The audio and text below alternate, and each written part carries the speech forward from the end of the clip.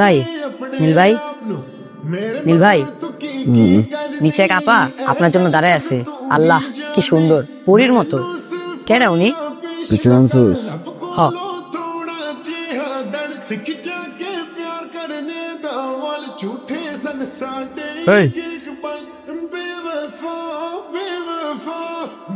এটা কি?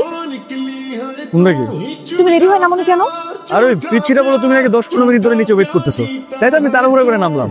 তো সকাল সকাল আমার মেসের সামনে আর এত সেজেগুজে কেন, আমাকে আসতে মানা? আমি তোমাকে আসতে কবে মানা করছি?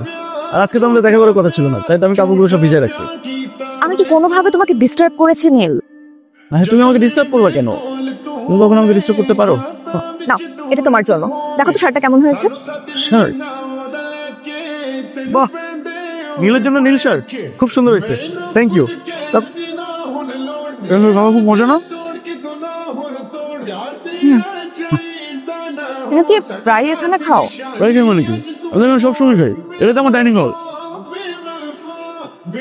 আমি এখানে না আসলে কখনো বিশ্বাসই করতাম না যে এই খাবার এত তৃপ্তি নিয়ে খাওয়া যায়। এটা তো কিছুই না, আমার এক পরিচিত খাওয়া আছে, সে মোটা রুটি আর ছোলা করে বিক্রি করে। অ্যামেজিং। আর আমার যখন টিউশনের টাকা দিতে লেট করে ওরা, তখন তো খাওয়াই আমার একমাত্র ভরসা। তোমাকে একদিন খাওয়াবো। থাক, আমার আর ঝোলাগুল খেতে হবে না। এমনিতেই কেমন লজ্জা লাগছে এখানে খেতে। কখন যে কি দেখে ফেলে, এবারটা হাসি রোল পড়ে যাবে। কতবার বললাম ঠিক আমি দেই, একটু রেস্টুরেন্টে বসি, কথাই শুনবো না। আসলে হয়েছে কি, আজকে ঢাকায় আসলাম, আমার 4 বছর পূর্ণ হলো। আর ঢাকা আসার পর থেকে যত ভালো ভালো রেস্টুরেন্টে খেয়েছি, সব জায়গায় তুমি ট্রিট দিয়েছো। কিন্তু আজকে কেন যেন মনে হলো আমি তোমাকে ট্রিট দিই। আর এই বিল্লাল মামার দোকান ছাড়া অন্য কোথাও ট্রিট দেওয়ার মতো আমার অবস্থাও নেই এই মুহূর্তে। কয়েকটা কবিতা তো একদম অসাধারণ। ধন্যবাদ ভাই। কালকে এবার বই মেলায় বের হবে তো? আগে ফান্ডের অবস্থা দেখি, বাজারের অবস্থা তো বুঝতেছিস, একদম মরা। কেউ টাকা দিয়া বই কিনতে চায় না। তারপরও লিস্টে নাম রাখছি, দেখি কি করা যায়। আচ্ছা নীল, তোর যেটা কথা বলছিলাম, কবি হিসাবে তোরা কিভাবে চিনে না, একদম নিউ রাইটার, তোর বই কিনবো কে? এই যে তোর নিয়ে এত ওটা রিস্ক নিতেছি, তো কাগজের দামই মনে উঠবে না। তুই কাজ কর, তুই হচ্ছে যে কাগজের দাম বাবদ আমাকে 30,000 টাকা দিয়ে দে, আমি তোর বই ছাপিয়ে দিই। আরেকটা কাজ করতে পারিস, তুই আমাকে লিখিত দিয়ে দে যে 300 বই তুই বিক্রি করে দিবি, তাহলে আমি তোর বই ছাপিয়ে দেবো। ভাই আমি 300 বই বিক্রি করে দিব। আমার কাছে তার এত টাকা নেই, আমি 300 বই কনফার্ম বিক্রি করে দিব। কয়েকদিন পরে টিউশনের টাকাটা পেয়ে আপনার ভাড়াটা আমি দিয়ে দিব। আমি তোমার কতবার বলছি, এইখানে 2জন রুমমেট নাও, তোমার চাপটা কমে যায় আর আমার চাপটা তো একটু কমে। চাচা আপনি তো জানেন আমি একটা চুপচাপ মানুষ, চুপচাপ একা একা থাকতে খুব পছন্দ করি। এটা কি তুমি হাসতেছো কেন? আমার কিন্তু খুব মেজাজ খারাপ হচ্ছে। মানে এটা কি কোনো কথা? আমার কাছে ওই কয়টা টাকাই ছিল, ওই যে একটা ভণ্ড কবি, সেটা তো আমি বুঝি নাই। কবিতা শুনে আমার দেখে চাষিকে 2টা খেয়ে ফেলছে। কি কবিতা শোনায়? তোমার মধ্যে শুধুমাত্র নীল না, আমি একই সাথে হিমুকে পেয়েছি, যে এই ঢাকা শহরের রাস্তায় হলুদ পাঞ্জাবি পরে খালি পায়ে রাতের বেলায় হাঁটতে পছন্দ করে।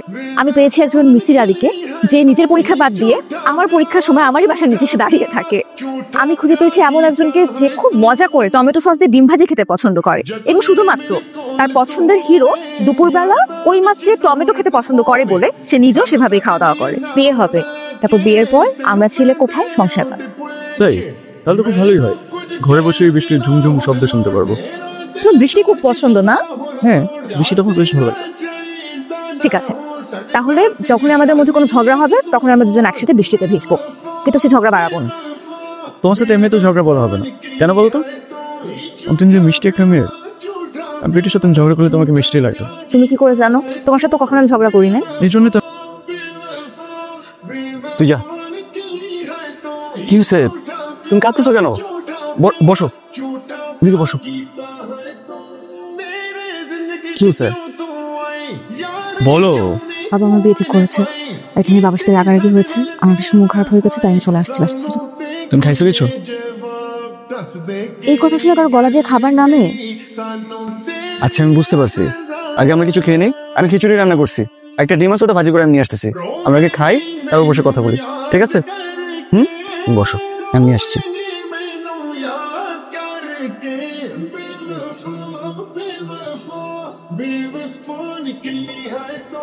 झूठा प्यार झूठा प्यार झूठा प्यार की এই জানো,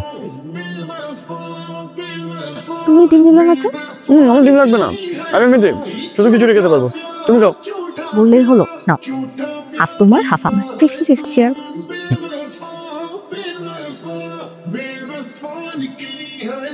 আচ্ছা নীল, তোমার টেনশন হচ্ছে না? দেখো আমি কিন্তু কিছু বুঝি না, এবার তুমি প্লিজ একটু সিরিয়াস হও। আমার যদি অন্য কোথাও বিয়ে হয় আমি তাহলে তোমার বাসার ছাদ থেকে লাফ দেবো। আচ্ছা, এত চিন্তা করছো কেন? কোথা থেকে চাপ দেওয়া লাগবে না, তুমি একটু খাও, তারপর আমরা কথা বলি। চল আমরা আজকে বিয়ে করি। তুমি তোমার বাবার সাথে আরেকবার কথা বলো, ঠিক আছে? আর তারপরে যদি না হয়, আমি তো আছি, আমাদের হাতে তো অপশন আছে। আমার ব্যাচেলার বাসাটা আছে, এটা হলো আমাদের রাজপ্রসাদ। আর এখন একটু অগোছল আছে, তুমি আসলে সবকিছু ঝকঝকে হয়ে যাবে। কিন্তু বাবার সাথে এই বিষয়ে কথা বলে পরিস্থিতিটা আর যদি কয়েকদিন ঠিক হবে। তুমি একবার কথা বলো, কথা বলে সব সমস্যার সমাধান হয়, ঠিক আছে? আর কথা বলে তুমি বুঝতে পারবে শেষ পর্যন্ত তুমি চেষ্টা করেছো। ওকে? মাঝে মাঝে তুমি এমন ম্যাচিওর কথা বলো, তখন জাস্ট অবাক হয়ে যায়। আমার কাজ হয়েছে, তাড়াতাড়ি শেষ করো, আমার বাসায় গিয়ে দেবো। আবার কি আব্বা? ভাই আমি মনে হয় 1-2 দিনের মধ্যে বিয়ে করবো। আমার হাতে না একদমই টাকা পয়সা নেই, আমাকে কিছু টাকা ধার দিতে পারবা? তুমি তো আমি না আসলে ভাবিনি কখনো তোমার সাথে আমার এই ধরনের আলাপ দিতে হবে। অনেক সাহস সঞ্চয় করে আজকে কথাগুলো তোমাকে বলছি। বাবা, আমি একটা ছেলেকে ভালোবাসি, ওর নাম নীল, আমার ক্লাসমেট, পড়াশোনায় ভীষণ ভালো, খুবই ব্রিলিয়ান্ট। আর পাশাপাশি কবিতা লেখা ওর একটা নেশা পেশা বলতে পারো। বাবা, ওর না আপন বলতে কেউ নেই, ছোটবেলাতেই বাবা মারা গেছে, মা আছেন কিন্তু গ্রামে থাকেন, আর আমি আছি। যে আমার সাথে ও বিয়ে হয়, একই সাথে ও আমাকে পাবে আর পুরো একটা ফ্যামিলিকে পাবে। বাবা, আমি ওকে বিয়ে করতে চাই, প্লিজ বাবা, তুমি ওর সাথে একটাবার একটু কথা বলবে? ওর সঙ্গে কথা বলার তো আমার দরকার নেই, আমি নিজেও ভাবিনি তোমার সঙ্গে এই বিষয় নিয়ে আমাকে আলাপ করতে হবে। তোমাকে তো আমার মেয়ে হিসাবে দেখিনি, আমার বন্ধু হিসেবে দেখেছি। আমরা এমন কোনো বিষয় নেই যেটা নিয়ে শেয়ার করিনি। তবে এই ব্যাপারটায় আমি তোমাকে কোনো ছাড় দিতে পারবো না, আই সরি। আমি চাই না আমার মেয়ে বিয়ের পরে কবিতা চিবিয়ে চিবিয়ে খাক। শ্রাবণ অত্যন্ত ভালো ছেলে, তোমার জীবনটাকে ইকোনমিক্যালি সিকিউর করবে। আর ভয় হচ্ছে, সামনে এত বড় একটা দায়িত্ব, এটাই আর কিছু না।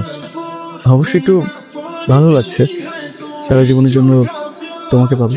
এত চিন্তা করার কিছু নাই। আর আমি না এতদিন জানতাম যে বিয়ের আগে মেয়েরা অনেক ভয় থাকে, তোমাকে না তো জানতামই না যে ছেলেরা এত নার্ভাস থাকে। নার্ভাস না, একটু এক্সাইটেড বলতে পারো। দেখো, কালকে থেকে তুমি মিসেস নীল।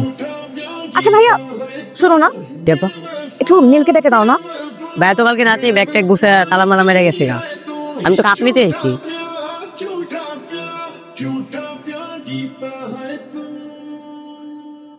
कल सुन मेरी तू मुटियारे की समझे अपने आप नु मेरे मगर तू की তুমি আমার সাথে এমন কেন করলে নীল?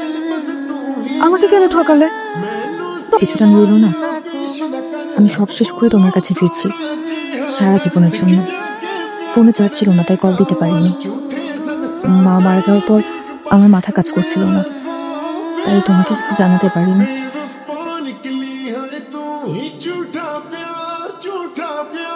झूठा प्यार गीता है तू बेवफा बेवफा बेवफा निकली है तू झूठा प्यार गीता है तू जब नेड़े मेरे कोल तू हो